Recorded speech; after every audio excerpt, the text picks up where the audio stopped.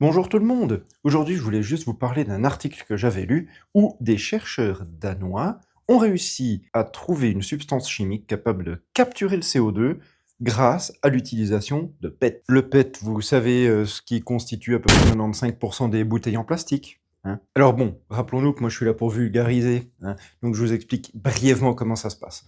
On prend le PET, on le découpe en fait en tout petits morceaux, on le déconstruit si on veut, et on prend vraiment la molécule de base qui le compose.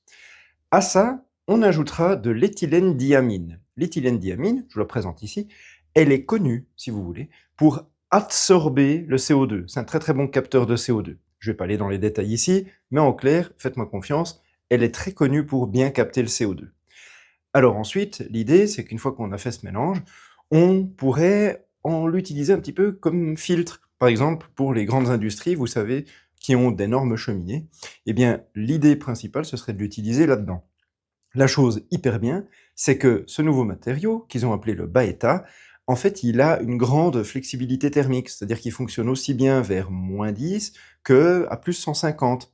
Donc, ce serait vraiment génial s'ils pouvaient avoir suffisamment de fonds pour commencer une application, en tout cas à hauteur industrielle, ou alors commencer avec un projet pilote pour voir à quel point ça marche, quels sont les résultats. Et si tel est le cas, en fait, on ferait d'une pierre deux coups. On prendrait le plastique qu'on jette d'habitude dans la nature ou qu'on brûle pour en faire un filtre à CO2 et on évite aux industries d'émettre énormément de CO2 dans l'atmosphère.